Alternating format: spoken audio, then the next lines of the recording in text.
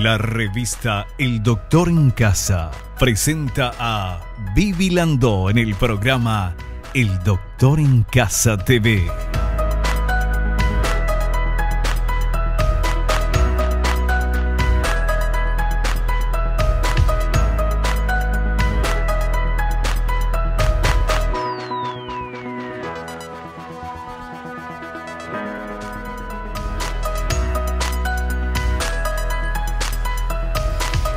Hola, ¿cómo están todos? Muy, pero muy bienvenidos. Esto es El Doctor en Casa. Hoy vamos a hablar de niveles de yodo en la sal, riesgo de hiper e hipotiroidismo. Bueno, el famoso yodo. Los más antiguos recordaremos la época de Yodito, cuando el Ministerio de Salud hizo esta campaña. Y bueno, ¿qué es lo que está sucediendo ahora? Vamos a hablar con el doctor Jorge Jara York. Él es especialista en clínica médica, endocrinología y medicina nuclear. Y atención con estos datos, señor director, por favor, vamos a compartir para entrar ya en el tema. De acuerdo a estudios realizados, Paraguay pasó de una moderada deficiencia de yodo en el año 1988 a un exceso en la ingesta demostrada de yodo. Los desórdenes por deficiencia de yodo o yodo, DDI, han sido un problema endémico en nuestro país. El consumo de sal yodada como parte de una política activa de prevención de la deficiencia de yodo en los países es el procedimiento más adecuado. Sin embargo, es necesario mantener un estricto control y seguimiento de las prácticas con vigilancia sanitaria. O sea, según esto, antes teníamos un déficit moderado de yodo y después de todo eso pasamos al otro extremo. Entonces, bueno, de esto vamos a hablar con nuestro invitado en instantes nada más. Nosotros al inicio del programa agradecemos a las marcas y a las empresas que están apoyando a nuestro programa y hacemos nuestro ejercicio de la gratitud, agradeciéndole a Dios por el don de la vida, el amor, la salud, la familia, los amigos, el trabajo, los compañeros de trabajo. Les agradezco mucho que estén del otro lado viendo el programa. Juntos aprendemos y así nos da gusto. Nosotros estamos felices de comenzar este programa. Hablo en plural, mis compañeros y yo. Vamos a hacer un pequeño corte, recibo a nuestro invitado y enseguidita, a la vuelta del corte, ya estamos hablando de cómo están los niveles de yodo en sal que tiene un riesgo de hiper e hipotiroidismo. Ya volvemos.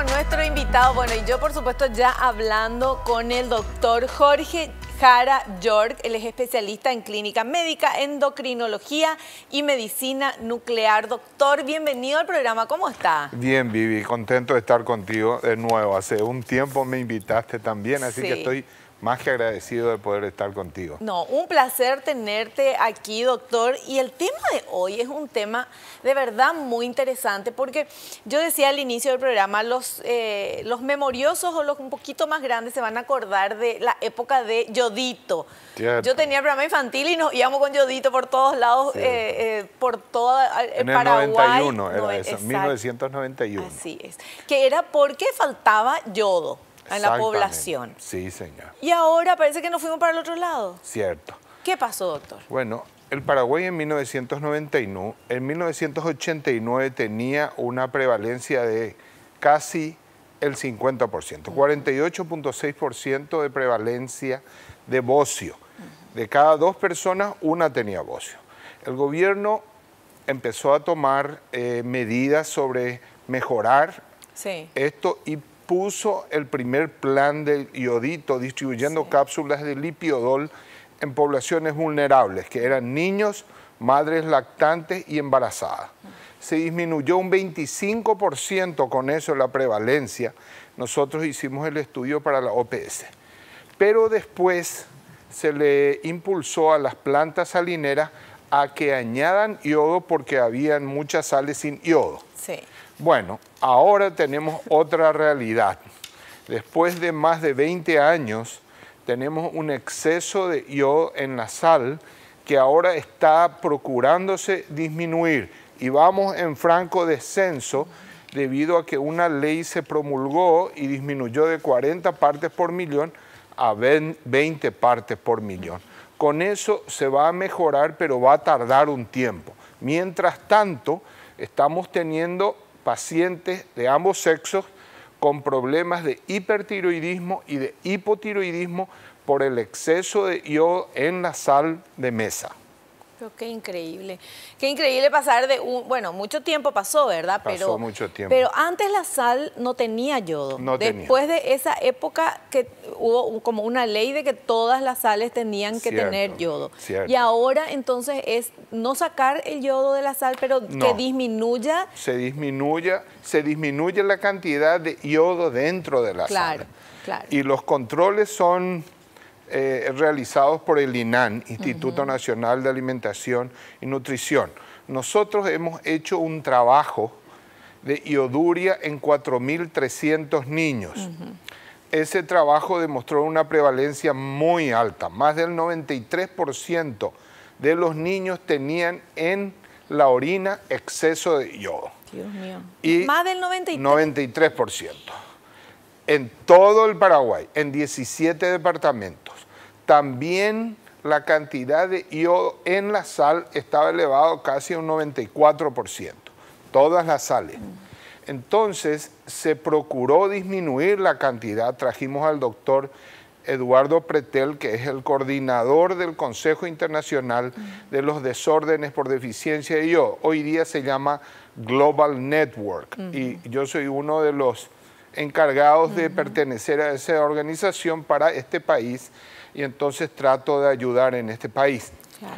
Con eso se logró, con esas medidas se logró disminuir, pero la población vulnerable, hay un porcentaje de personas que son sensibles al exceso de yodo y les produce dos enfermedades, el hipotiroidismo y el hipertiroidismo.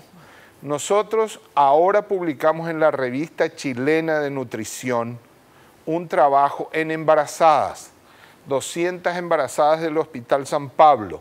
Le hicimos su test de glucosa conforme a una nueva modalidad que se está haciendo en los Estados Unidos, un estudio que se llama APO, que mide entre 92 y 126 como los niveles normales de glucosa en sangre. De acuerdo a ese estudio, encontramos que el 50% de las embarazadas en la primera consulta, normalmente las embarazadas son estudiadas a las 24 semanas, nosotros estudiamos en la primera consulta y encontramos que el 50% de las embarazadas tenían diabetes gestacional. Pero terrible eso. Sí, muy alto. Y además le hicimos la ioduria y encontramos que le hicimos la ioduria y encontramos 484 microgramos de yodo en orina, o sea, el triple de lo que tiene Brasil, Argentina, Uruguay, Colombia, bárbaro. Chile y otros países regionales. Tenemos una placa para mostrar y para ver eso y la comparación con esos países. Pero no solamente eso, le hicimos también la TSH, que es la hormona estimulante de la tiroides y que determina el hipotiroidismo. Encontramos el 50% de las embarazadas con hipotiroidismo, un 10% hipotiroidismo pleno, por encima de 10, y un 40% con un hipotiroidismo subclínico. Así que tuvimos que tratarlas a todas. O sea, todo mal, doctor. No todo mal. No, pero todo mal, porque el 50% con problemas de un tipo o del otro, o a lo mejor los dos juntos también. ¿verdad? Solamente el hipertiroidismo encontramos un 2%. Ajá. O sea, hipotiroidismo es la enfermedad más prevalente debido al exceso de yodo. creemos que eso va a ir ajustándose y va a disminuir en el correr de los meses y años subsiguientes. Doctor, en estas embarazadas, este estudio del que nos está hablando, tenían diabetes gestacional. Sí. ¿Verdad? ¿Eso también por el tema del yodo? No. Eso no tiene nada que ver. O sea, no le vamos a culpar todo tampoco al yodo, por favor. La diabetes gestacional es por la ingesta elevada de hidratos de carbono. Nuestra gente desayuna, vamos a los hospitales y ¿qué desayuna una embarazada? Tortilla. Una galleta o con un cocido con leche. O algunos con tortilla o galletitas integrales. Las galletitas integrales también tienen que tener mucho cuidado porque no contienen una grasa, tienen una grasa que tiene mucho alto contenido de trans. Sí, hay que tener cuidado, hay que leer todo. Yo le contaba al doctor antes de comenzar el programa que me sorprendí, no voy a mostrar, pero es un sobrecito de supuestamente uno, en vez del azúcar, y vos lees y tiene azúcar con un poco de stevia. Entonces hay que leer estas etiquetas y no porque la galletita sea integral no tenga grasas, al contrario. Muchas veces tiene más calorías que una galletita no integral. Mucho más. Y todas estas embarazadas, cuando le hicimos los estudios y encontramos diabetes gestacional, empezamos a hacerle primero una dieta. Después de la dieta le controlamos de vuelta a las 3 semanas y le volvimos a hacer la curva y encontramos que si algunas tenían la curva moderadamente elevada, le agregábamos metformina.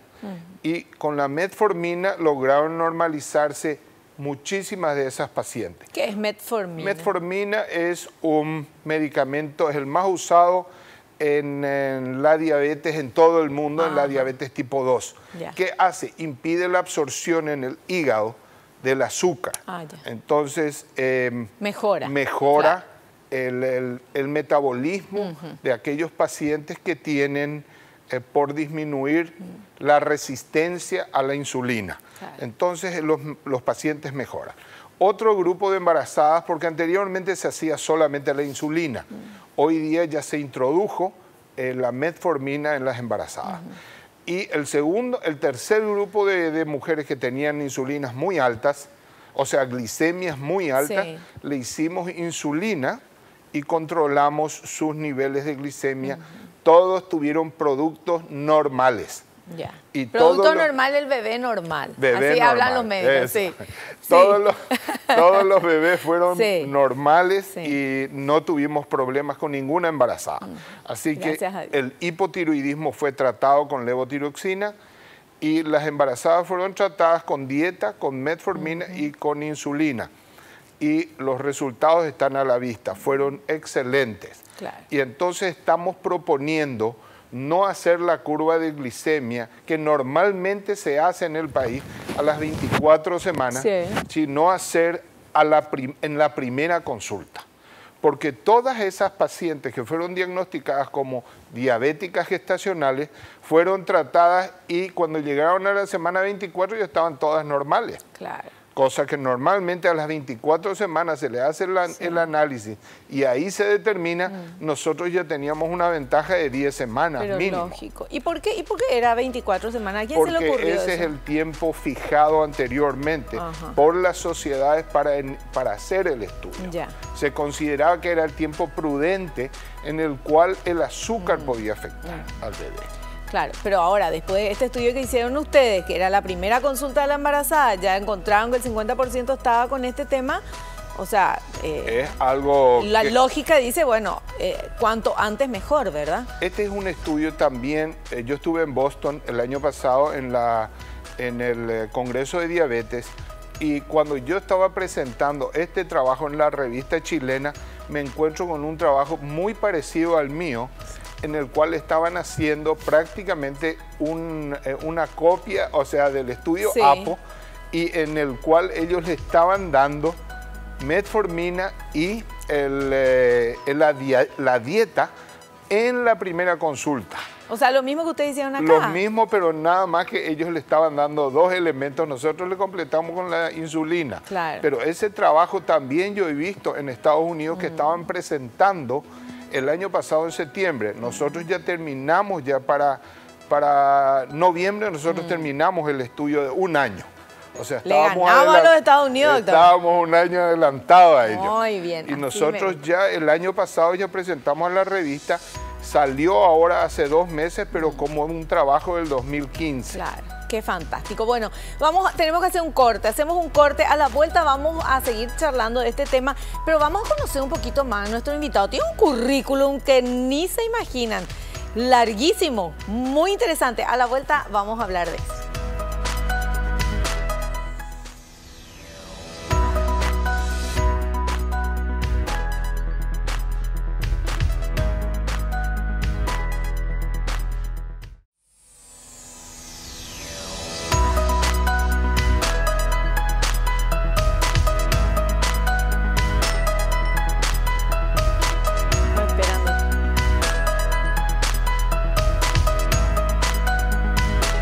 Muy bien, seguimos hablando con nuestro invitado, el doctor Jorge Jara York.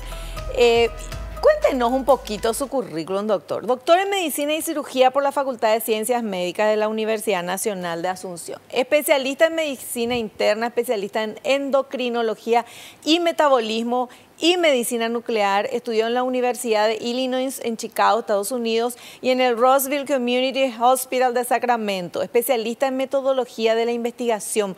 Profesor de Patología Médica de la Facultad de Ciencias Médicas de la UNA y de la Comisión Nacional de Energía Atómica. También es miembro activo de la Sociedad Latinoamericana de Tiroides. Miembro de la Sociedad Americana de Clínicos Endocrinológicos de Estados Unidos, miembro de la Sociedad Paraguaya de Medicina Interna, miembro fundador de la Sociedad Paraguaya de Arteriosclerosis, representante en Paraguay del International Council for the Control, el Consejo Internacional para la Lucha contra los Trastornos por Deficiencia de Yodo, que es justamente nuestro tema hoy, miembro de la Asociación Latinoamericana de Diabetes, de la Asociación Latinoamericana de Sociedades de Biología y Medicina Nuclear, profesor de la Facultad de Ciencias Médicas y premio UNICEF de enfermedades tiroideas. Bueno, doctor, usted tiene 200 años, ¿cómo puede tener tanto así? Es joven, mucho. Bueno, yo no soy tan joven. No, sí, doctor, muchas cosas. Tengo una esposa joven que me mantiene. Ah, bueno, eso, muy bien. Le mandamos saludos entonces, el piropo también ya para la señora. Y tienes una hija que es endocrinóloga, ¿verdad, doctor? Tengo una hija que es endocrinóloga pediatra. Sí. Está en la Universidad en Curitiba, en el Hospital de Clínicas de Curitiba. Está haciendo la especialidad y viene en marzo. Ay, qué bueno. Y cuando venga, entonces queremos tenerla acá también para charlar con ella. Bueno, doctor, yo quería contarles a ustedes todo este currículum, porque es muy importante también, porque hay gente, o sea, cuando una persona está estudiando, está trabajando, después se vuelve a especializar, es reconocido internacionalmente, entonces es bueno también que nosotros reconozcamos eso y que todo el mundo sepa, porque el doctor no se va a ir con su currículum por todos lados. Él es muy humilde, viene y dice, yo soy el doctor Jara York y ahí nomás. Pero yo quería que la gente sepa, doctor, porque... Gracias, Vivi. No, por favor, gracias. Porque es muy importante también para saber, o sea, usted está manejando de taquito este tema que estamos tratando. Sí, claro. Nosotros este es el pan nuestro de cada día y vemos enfermedades tiroideas todos los días, vemos diabéticos todos los días, vemos dislipidémicos todos los días, hipertensos, obesos, de todo. Claro. Eso es la realidad nuestra de cada día. Y son cosas que se pueden evitar, se pueden controlar, y sin embargo, ¿cómo estamos nosotros acá? ¿Ni se controlan ni se evitan? ¿Cómo está? No, nuestro país... Si yo te muestro lo que ahora salió, estuve yo hace 15 días en Orlando, fui quizá, no sé cuántos médicos paraguayos habrán ido, pero creo que fui el único, en Orlando en el Congreso de la Asociación de Clínicos Endocrinólogos de la Asociación Americana, y yo tengo un hijo que está en el Jackson Memorial de Miami, que está haciendo endocrinología ahí también, mi hijo mayor. O sea, tengo 3 hijos que van a ser médicos. Qué fantástico. Pero este hijo también va a esos congresos, y los americanos tienen una obesidad del 64%. Dios mío, sí. Y tienen dislipidemia también en niveles increíbles, diabetes en niveles incontables. Por la mala alimentación. Claro, todo es debido a la mala alimentación. Entonces, lo que están procurando los americanos hoy día es impulsar el ejercicio. Entonces a todos los médicos nos hicieron saltar en la audiencia mientras se daba esta conferencia. ¡Ay, qué genial! Y hoy día en Estados Unidos los congresos ya son shows. Sí. Cuando el médico va a subirse en el escenario, aparece su nombre girando, aparece un humo, como cuando éramos artistas. Yo era de los Tommy, así que tocaban los Tommy y Oscar estaba en la otra y entonces éramos medio contrarios, los Atterman y los Tommy. Y entonces comprábamos un humo en el Brasil y veníamos y poníamos hielo seco y entonces parecía que volábamos entre nubes. Bueno, eso se está haciendo en Estados Unidos en los congresos médicos y esto se hizo ahora en el ACE. Y un speaker que habla una voz espectacular para las presentaciones. Eso es algo que no veíamos antes, eso es algo que se está llevando a ese extremo hoy día en los congresos para darle espectacularidad a las presentaciones. Y para llamar la atención. Para llamar la atención. Claro. Qué increíble. Bueno, tenemos material, qué increíble, ¿eh? Músico de los Tommys, acá estoy entrevistándole ahora una eminencia como doctor, qué fantástico. Bueno, tenemos material, ¿verdad? Vamos a presentar este material, por favor, que habla de los niveles de consumo de yodo en Paraguay en el año 1989. Después vamos a ir adelantando, por más que el doctor ya nos comentó eso. A ver. Niveles de consumo de yodo en Paraguay en el año 1989.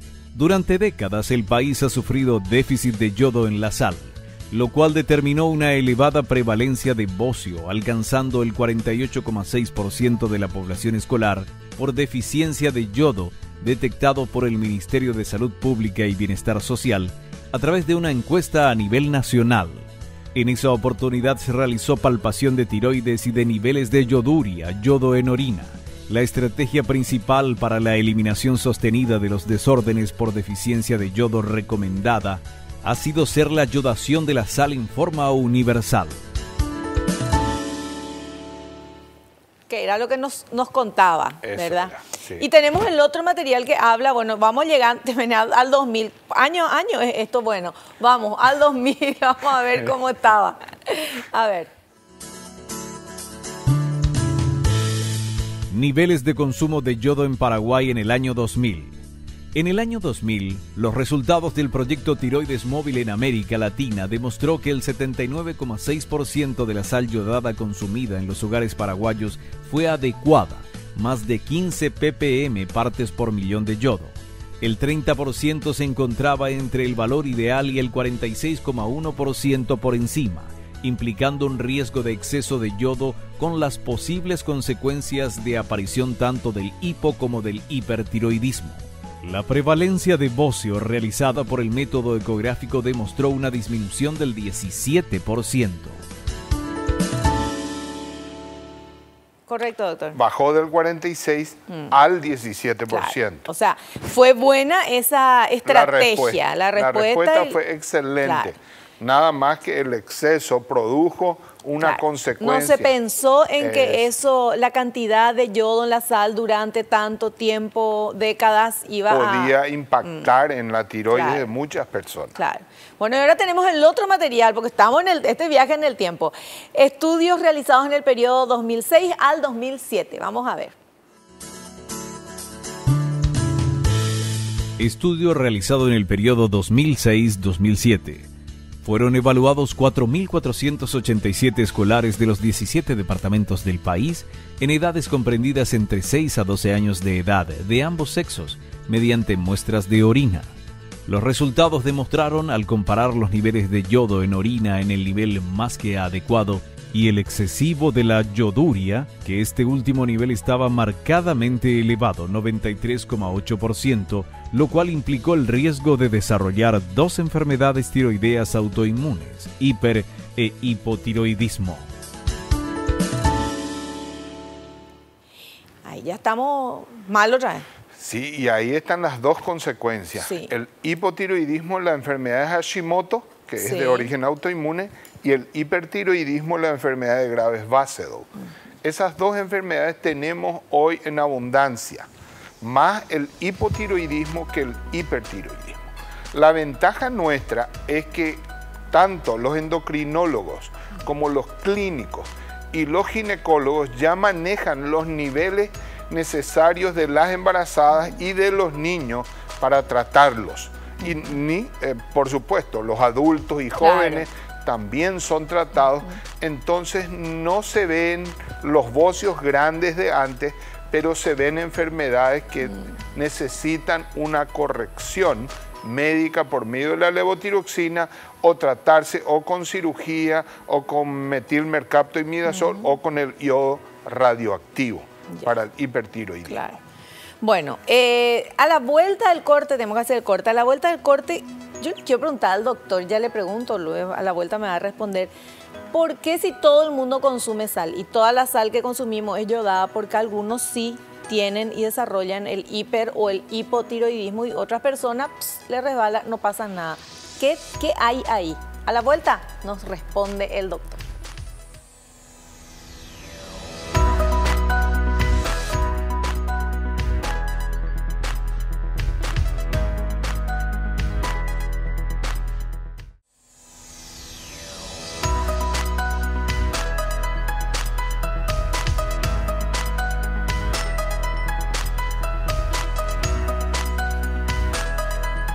Seguimos charlando con nuestro invitado, el doctor Jorge Karayor, especialista en clínica médica, endocrinología y medicina nuclear. Doctor, ¿por qué si todos los que estamos en Paraguay consumimos, todas las sales tienen yodo, por qué algunos desarrollan hiper o hipotiroidismo y otras personas no? Bueno, hay un fenómeno de autoinmunidad. El fenómeno de autoinmunidad se desarrolla cuando el yodo produce dentro de las células tiroides un aumento de ciertos marcadores que se llaman anticuerpos. Los anticuerpos son como policías buenos que cuidan nuestra tiroides, pero el exceso de yodo se ha demostrado que provoca una irritación de esos policías buenos y los vuelve malos.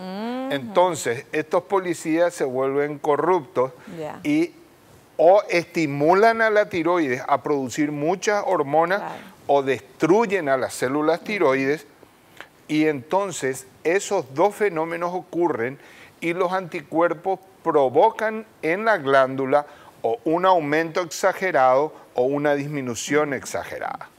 Eso es lo que ocurre. Pero no todas las personas tienen la habilidad de responder con sus anticuerpos de igual manera al exceso de yodo. Algunos absorben y no les pasa nada, pero un grupo no puede absorber la cantidad excesiva si no le produce daño. Claro.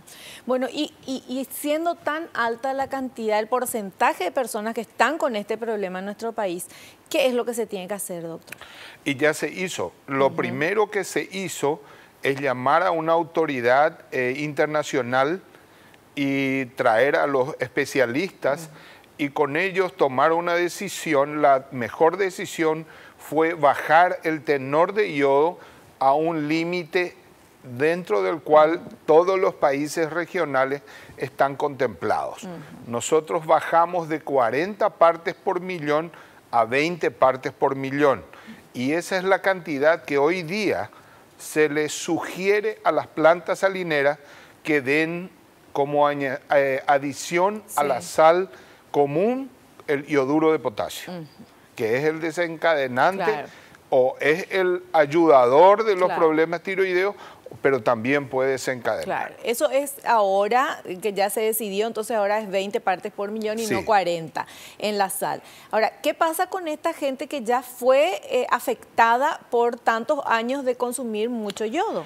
Todas esas personas que tienen o hipertiroidismo o hipotiroidismo deben hacerse controles en médicos con sus respectivos médicos, ya sea un endocrinólogo o un clínico general, el cual va a poder medir en sangre el dosaje de las hormonas y también en algún momento puede dosar los anticuerpos si considera que las hormonas están anormales. Una simple TSH ya nos puede dar una idea de si está dentro de lo normal o está en hiper o en hipo. Este análisis, uno cuando se hace un chequeo, te sacan la sangre, ahí ya se ve eso. Ya se ve. Ya, o sea, de rutina. Hoy día hay un kit que es igual al de la glucosa. Sí, sí. Uno saca la sangre, pone en el kit e inmediatamente tiene el resultado. Ah, qué bueno. Eso es algo novedoso que ya tenemos. O sea que no es que pueda haber alguna persona que dice, no, yo me hice el análisis, pero no me pidieron eso, no. Eso ya es de rutina el tema. Tampoco es de rutina. O sea, el médico tiene que solicitarlo. No es una rutina como pedirle una glucosa o una urea o una creatina. Ya. No, es de rutina. ¿Y cómo uno se puede sospechar que tiene hipo o hiper? ¿Qué cosas tenemos? El hipotiroidismo está asociado a la piel se pone seca, aumenta de peso la persona, se pone lenta, se le cae el cabello, trastornos menstruales, las mujeres. Ustedes saben que las mujeres tienen 9-1, comparado con el hombre, las afecciones tiroideas. Eso es debido al estrógeno femenino. Claro. El estrógeno es la hormona de la belleza y la inteligencia de la mujer. Pero ese estrógeno también hace de que los problemas tiroideos sean mayores. Entonces, esas personas pueden desarrollar en el hipotiroidismo. Hay un grupo de 15% que baja de peso. No todas suben de peso. Un grupo que baja de peso, pero la mayoría sube de peso. El otro grupo que tiene hipertiroidismo tiene temblores, irritabilidad, se le cae el cabello, no puede dormir a la noche, tiene sudoración, se pone nervioso o diarrea o no menstrua, al contrario. Entonces, y no puede embarazarse. El hipotiroidismo también puede tener un grupo de esas mujeres, no pueden embarazarse, debido a que enlentece la asociación entre la tiroides y los ovarios es muy próxima. Y nosotros generalmente eso controlamos, tenemos esa asociación. Entonces todos esos desarreglos pueden ocurrir. El colesterol también puede estar influenciado por la hormona. Cuando tenés hipotiroidismo, tu colesterol se va a las nubes. Qué increíble cómo todo está, o sea, increíble digo yo, todo está relacionado obviamente. Doctor, tenemos preguntas de la gente, vamos a ver qué quieren saber. Adelante, señor director, por favor, con esa primera pregunta. Manuel de Concepción dice, ¿el yodo de la sal se evapora luego de un tiempo? Sí, se evapora. Toda la sal, por eso los saleros no tienen, o tienen que tener una tapita, o esos agujeritos deben ser tapados. ¿Por qué? Porque una sal que se abre y se tiene un salero abierto, se evapora el yodo. Y es una simple sal sin yodo. Claro. Perfecto, súper claro. Tenemos otra pregunta, a ver, por favor.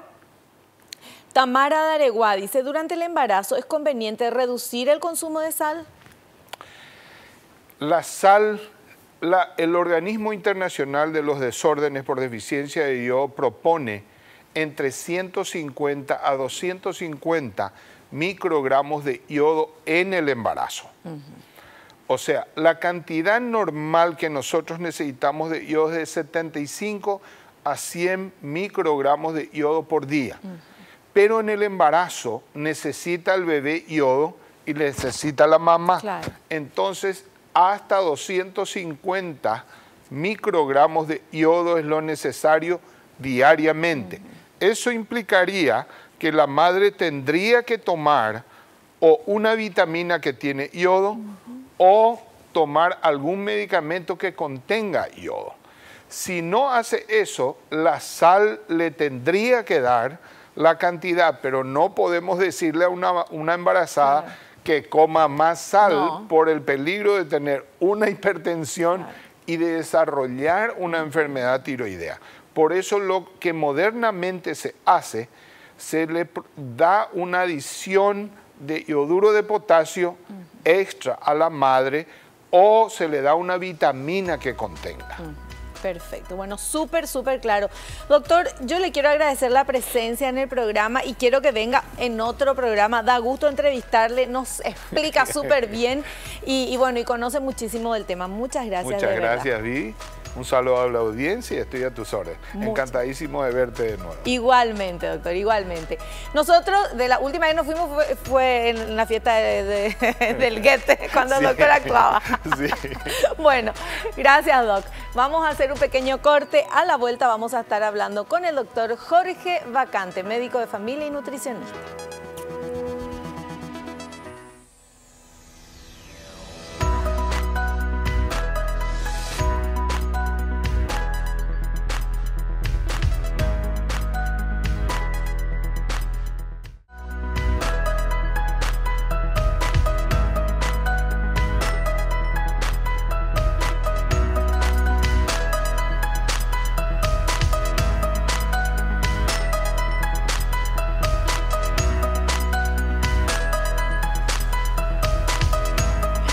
¿Qué tal, doctor? ¿Cómo le va? ¿Cómo bien, anda? señora. ¿Cómo está usted? Súper bien, bienvenido al programa. Gracias y gracias por la invitación y un gusto. Como siempre, un gusto de estar acá. Como siempre, un gusto que venga. Doctor, tema hipertiroidismo, hipotiroidismo en la alimentación. ¿Qué hay que hacer? O sea, yo creo que primero le diría que para tener una glándula tiroides que funcione bien, y después vamos a dar algunos tipos de alimentos que pueden frenar el hipertiroidismo y otros facilitar la salida del hipotiroidismo, ¿no? ¿Sí? O sea, usted tiene que aportar nutrientes que no deben faltar para la formación de las hormonas tiroides, conocidas T4, T3, que la gente los conoce por los análisis.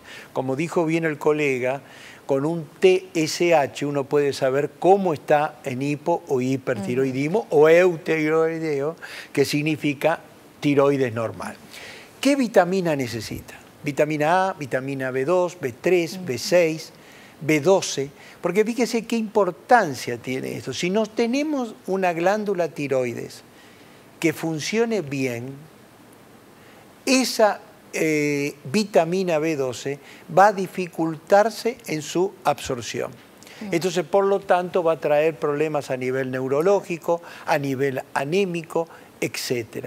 O sea, nosotros tenemos que completar que el organismo es una unidad.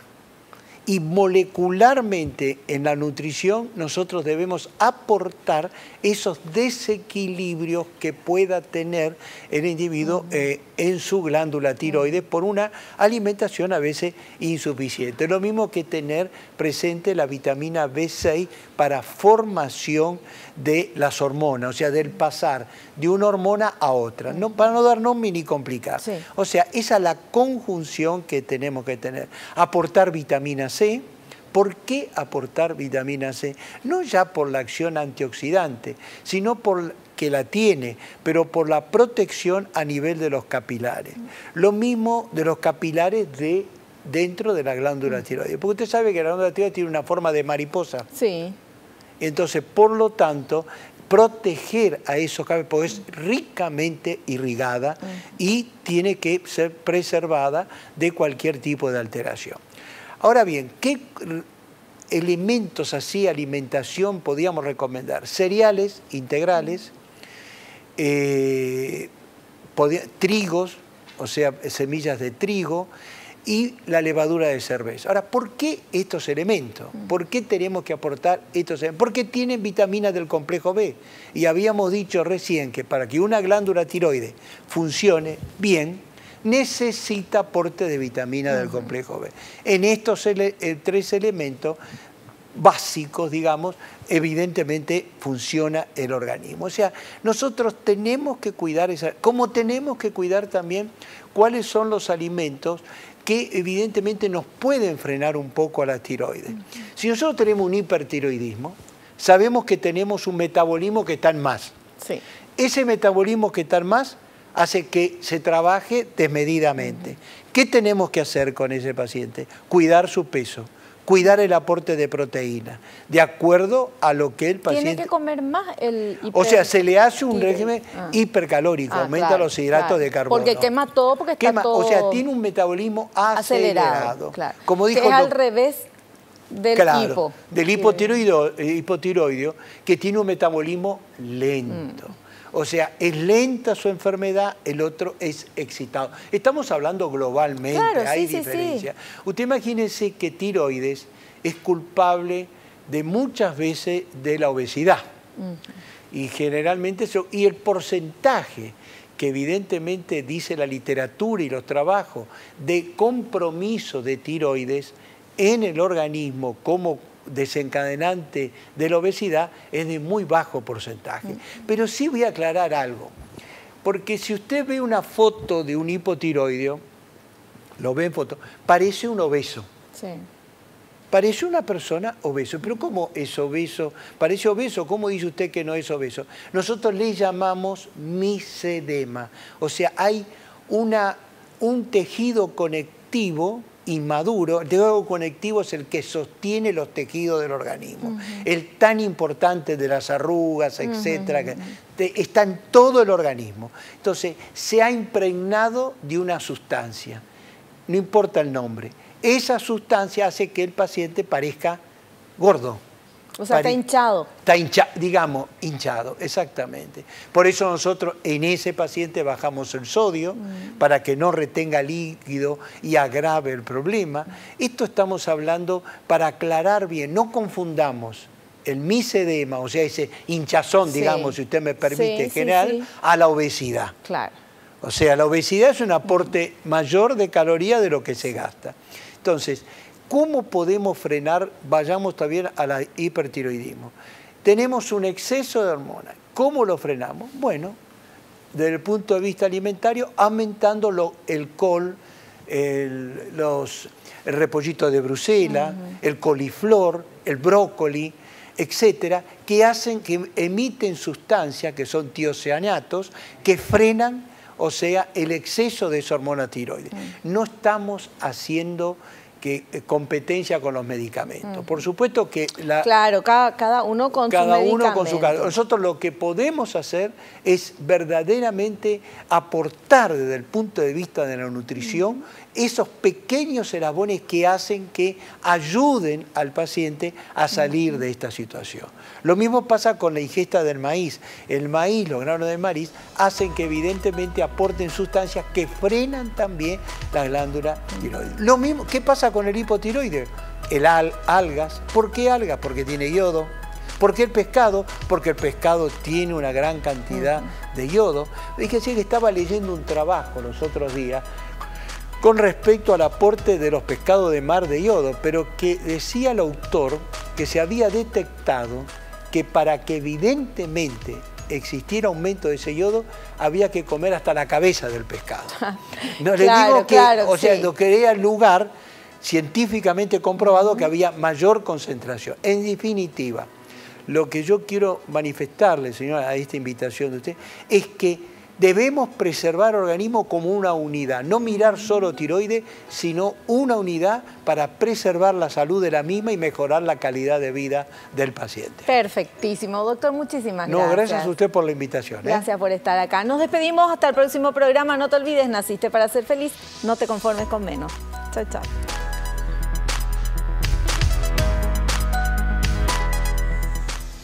La revista El Doctor en Casa presentó a Vivi Landó en el programa El Doctor en Casa TV. Fue una realización de Alicante.